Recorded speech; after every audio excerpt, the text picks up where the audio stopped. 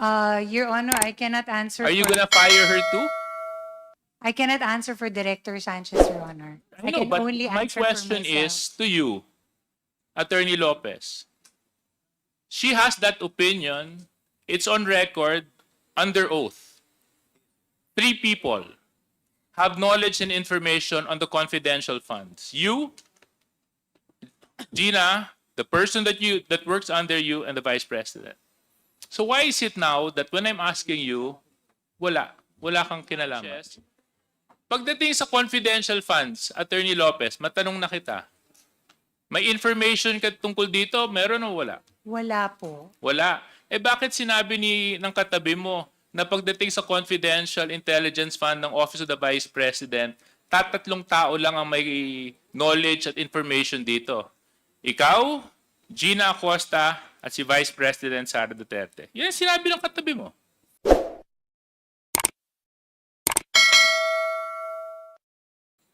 Attorney Sanchez, what was one of the first things that you did when you first entered the Congress, the committee hearing? I took an oath, You Mr. took Chair. your oath, no? Sinabi nyo dun sa oath nyo na magsasabi kayo ng katotohanan, na hindi kayo magsisinungaling, tama? Yes, Mr. Chair. And I would like to assume that you're sticking by that oath. Yes, Mr. Okay. Chair. So let's just go back a little bit in memory lane, Attorney Sanchez. When we last had a chance to converse, ito pong November 11, babasahin ko lang po itong transcript natin. Nakasulat po dito, Ms. Sanchez, Mr. Chair, based on documents, you mentioned that you have no details about the confidential fund. You That's- mentioned that you have no information or knowledge about the confidential fund. Is that correct? Yes, Mr. Chair. You also mentioned that although you are part of the planning, the actual liquidation and utilization, wala po kayong kinalaman. Sinabi niyo po yun. Mr. Chair, for the planning aspect, Mr. Chair, I was only the signatory as noted by in the physical and financial plan. But as to the specific details, And Mr. then, Chair, yes, I have and then no knowledge. I mentioned, kayo ang finance and administrative officer. You have full knowledge and control over the operations of the Office of the Vice President. That is part of your responsibility. And I stressed the question. My question was, who has knowledge and information over the confidential funds, the utilization, and the liquidation? And you mentioned that that, Mr. Chair, based on the documents, I would presume it would be the Special Disbursing Officer, Mr. Chair. yes, other than the Special Disbursement Officer, you mentioned the name Ms. Gina Acosta. Is that correct? That's correct, Mr. Chair. Yeah. And I asked you, Ms. Gina Acosta holds office under whom? And you mentioned, That she is assigned to the Office of the Chief of Staff, Mr. yes. And the Chief of Staff being Chair. Attorney Lopez, Mr. Chair. Attorney Lopez. Zuleika Lopez. The Yes, person Mr. Chair. behind you. The person beside you. Okay. Now, Yes, Ms. Mr. Chair. Lopez. Gina Acosta works directly under you. Is that correct? Your Honor, Ms. Gina Acosta is one of the employees. No. My Under question the is, Office of the she Chief works of Staff. under you? Under the Office of the Chief of Staff, Your Honor. Yes. So you have management control, supervision over her? In certain cases, Your Honor, because she acts as the supervising. No, Miss Lopez, Attorney Lopez, something na I've been noticing about the way you've been answering. Oh, You've yes. been very selective and evasive. Just categorically just say, because I'm starting to believe na you're trying to paint an image of a chief of staff that's not actually the role of a chief of staff. I've worked with many chief of staff and chief of staffs have full control, knowledge, and information about what happens internally and externally in every office. But parang dito sa lagay mo, hindi yata ganon. So anyway, my question is, Gina Acosta works under you o hindi? Yes. Okay. She answers to you, yes or no? Yes, Your Honor. So if she answers to you, she's the SDO. Therefore, you would know about her activities, her responsibilities, and duties as the Special Disbursement Officer. No, Your Honor. No. I was not the person who designated her, Your Honor. No. That's not my question, Attorney Lopez. My question is, she works under you. You confirmed. You manage her. Yes. Now, my question is, Attorney Lopez, Gina Acosta, you confirmed that she works under you. That is correct? She works with the Office of the Chief of Staff. Yes, and you are The Chief of Staff. there you go, right? Now, because she works under you, you supervise her activities, correct? Certain activities, Your Honor. Why is it that somebody will work under you and you can only supervise certain activities? Because she works with the Office of the Chief of Staff, Your Honor, as admin officer, not as disbursing officer. So I only have a direct hand in her work as an admin officer, which is personnel management. Kasi ang Supplies sinabi ni and Attorney procurement. Sanchez, pagdating sa confidential funds, Attorney Lopez, matanong na kita, may information ka tungkol dito? Meron o wala? Wala po. Wala. Eh bakit sinabi ng katabi mo na pagdating sa confidential intelligence fund ng Office of the Vice President, tatlong tao lang ang may knowledge at information dito? Ikaw, Gina Acosta, at si Vice President Sara Duterte. Yan ang sinabi ng katabi mo. Here. So, please explain to me, why would the person beside you say that and you would deny that? Your Honor, I cannot answer. Are you gonna fire her too?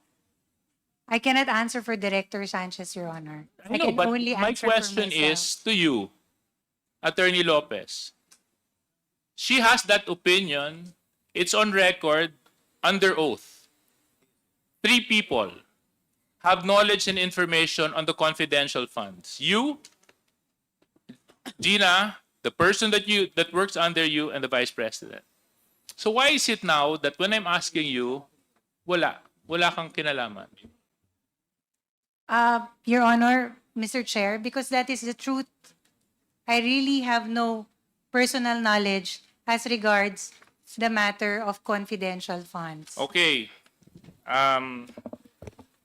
Kung talagang wala kang kinalaman, Attorney Lopez, sa utilization ng confidential funds, why is it that on April 19, 2024, where your signature is affixed to a document that was forwarded to COA, ikaw ang sumasagot sa Audit Observation Memorandum ng COA kung wala kang kinalaman sa confidential funds? Eh bakit ikaw ang sumasagot kung wala kang kinalaman? Your Honor, as I mentioned earlier, all external communications come from that Office of the I Chief know. of Staff. But Attorney Lopez, you're not making sense. You just mentioned that you have no knowledge and information about confidential funds, and yet, to the AOM of COA, ikaw ang sumagot. Your Honor, with all due respect, respectfully, even for other regular audits, ako po yung all external comms, I sign off on it. It's a And matter also, of course. Attorney Lopez, I'll bring you back to another document. August 21, 2024, muli na naman po kayong sumulat kay chairman ng COA. At dito, sa laman po ng sulat ninyo, ipinapakiusap ninyo na kung maaari, wag i-share ang audit observation ng COA sa Kongreso. Noong August 13, 2024, nag-issue ang House Committee ng Appropriations ng subpoena, Duces Tecum, sa COA kaugnay ng COA Audit Report tungkol sa pondo ng OVP at DepEd. Matapos ang ilang budget hearing kung saan tinalakay ang paggastos ng OVP at ng DepEd Secretary ng pondong ito na umaabot ng 125 million pesos sa loob lamang ng labing isang araw. Totoo po ba ito?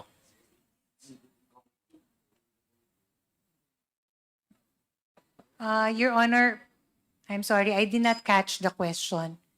Respectfully, may you please repeat? I'm sorry. Attorney Lopez,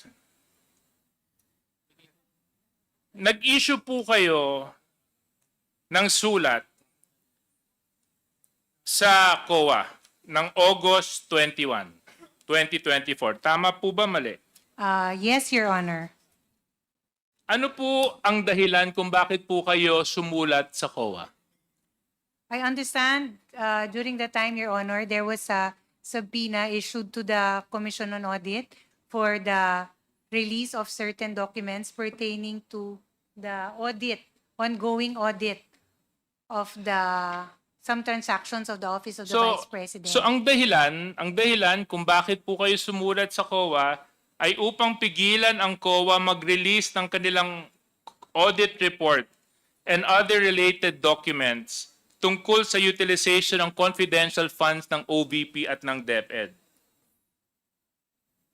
In your words, you said here, you are of the position that the subject subpoena should not be complied with. Is this correct? Your Honor, Is this correct? It's a yes or no, Attorney Lopez. Is this correct? Were these the words you affixed on your letter?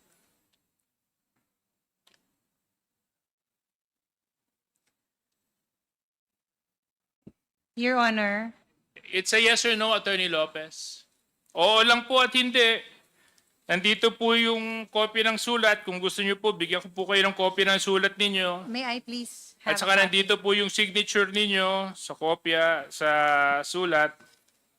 Your Honor, respectfully, may I request a copy of the said letter? So I can... Comsec, can you please give this to the person who has lost her memory?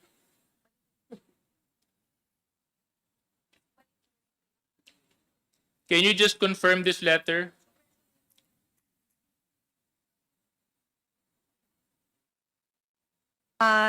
Yes, Your Honor. Okay. Indicated in Anyway, the second Comsec, can I have paragraph. my copy back?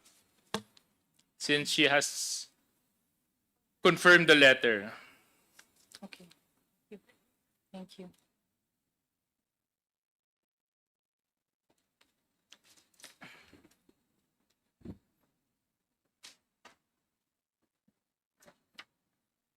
When you issued this letter, Attorney Lopez, did you act on your own volition? Yes or no? No, Your Honor. Hindi. Hindi kayo nag-iisa. So sino ang kasama ninyo nung ito po ay inyong ipinarating sa Commission on Audit na hindi dapat sila sumunod sa subpoena duces tecum ng Kongreso? Your Honor, this was a matter I consulted with Mr. Lemuel Ortonio. Kayong dalawa lang. Yes, Your Honor, for the matter of the requesting COA. So, ang sinasabi mo, walang alam si Vice President tungkol dito? Your Honor, it was a letter that Ma'am, it's a yes or no. Let's not make life difficult. May kinalaman ba ang Vice Presidente sa sulat na ito? Oo, hindi. Opo, yes. So, she knew about the letter. Correct. Yes, Your Honor. Before you signed off to it and sent it to COA, correct? Yes.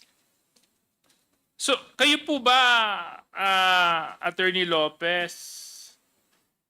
Kasi ang dating po sa amin nito ay una, hindi nun nire-respeto yung subpoena authority ng Kongreso. Pangalawa, parang sinusupil nyo yung karapatan ng mamamayan malaman kung paano ginagamit ang pondo ng mga ahensya na pinagkakatiwalaan ng mamamayan. Na pagdating sa oversight function ng mababang kapulungan at ng Senado, kung ito man ay kanilang gagamitin, ito ay hindi nyo kinikilala. Dahil sa sulat na ito, ipinapakiusap ninyo sa COA na huwag sumunod sa subpoena na in-issue ng Kongreso para hindi ibigay ang COA report sa Kongreso. At sa aking pananaw, this is one way of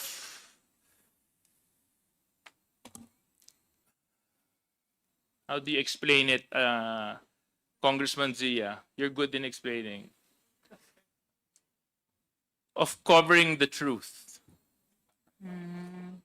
Tinatakpan ng katotohanan. Kasi kung wala naman kayong tinatago, di ba? Kung wala naman kayong tinatago, ba't nyo pa papakiusapan yung isang ahensya na hindi i-share ang mga dokumento patungkol sa isang investigasyon na isinasagawa ng isa pang ahensya? Di ba? Ngayon, Attorney Lopez,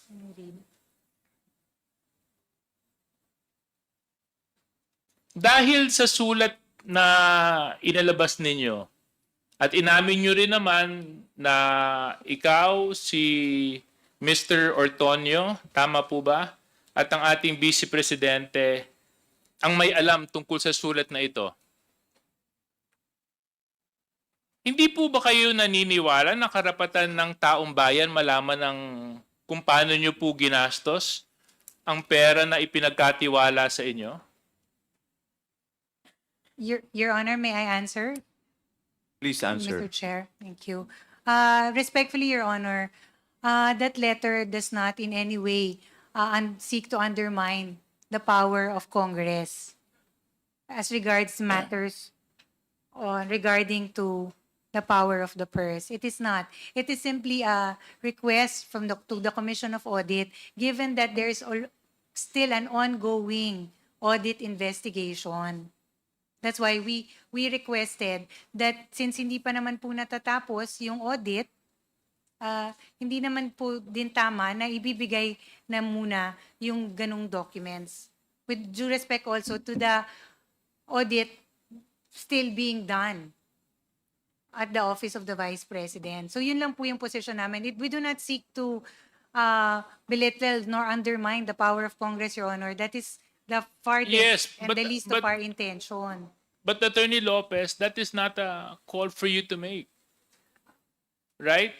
Your Honor, it was Precisely because you are the agency that is being investigated. That's totally uncalled for. You're asking another agency not to cooperate with Congress when an ongoing investigation is happening. That's suppression of the truth. At the very least, dapat hinayaan nyo na lang. Di ba? Kung wala naman kayong tinatago, pwede nyo naman po ipaliwanag yun dito pag nag-hearing na tayo.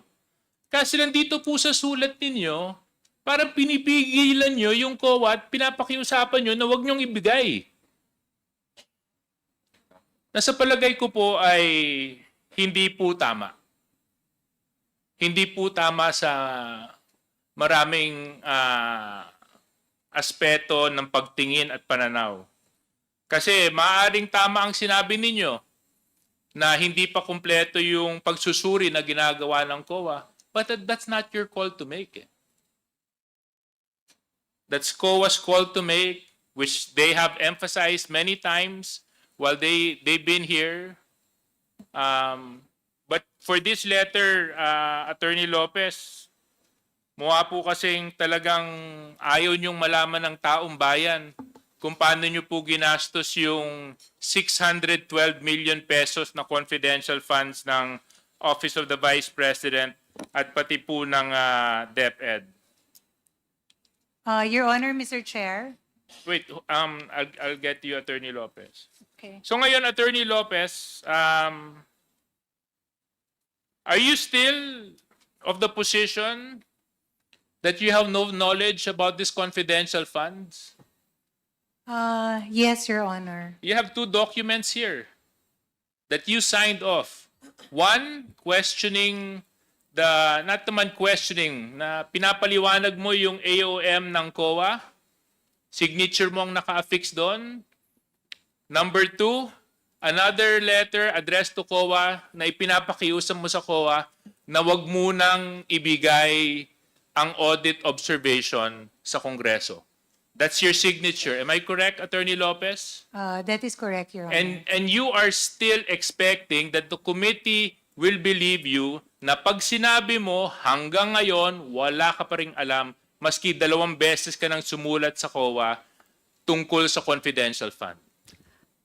Your Honor, quick reading of the letter would No, indicate... that's my anyway, Mr. Chair, I would just like to end my point because I don't think Attorney Lopez will cooperate with us anyway.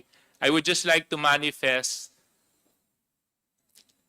those 2 letters are true. Those 2 letters cannot be denied. Her signature is on those 2 letters. Those 2 letters are both addressed to the Commission on Audit. One, intent of the letter, ipinapaliwanag yung audit observation. Pangalawang sulat, ipinapakiusap sa COA na huwag i-share at ibahagi ang audit observation sa Kongreso. So napakahirap pong paniwalaan ng isang taong nakapirma sa 2 sulat na yan ay walang kinalaman patungkol sa isyong kanyang ipinapakiusap sa Commission on Audit. No one in their right mind, Mr. Chair, will affix their signature in a document that they do not have any knowledge of. Abogado po kayo, Attorney Lopez. Kung ako nga, pipirma lang sa dokumento, inaaral ko muna kung anong nilalaman. Ito pa, COA. Dito pa, pera ng taong bayan. Sorry, Mr. Chair. Mr. Chairman. Thank you, Deputy Speaker J. Suarez. Mr. Chair. Respectfully, Before I Mr. Chair. recognize Congressman Sia and Respectfully, Oh, Mr. you want Chair. this answer? yes, you want to respond? Yes, Your Honor. Okay. As regards the matter of the writing to the Commission on Audit, as regards the subpoena, we recognize the authority and the power of the Commission of Audit, Your Honor, as to all matters pertaining to audit, which is why we wrote to them. That was just our request on the end of the Office of the Vice President.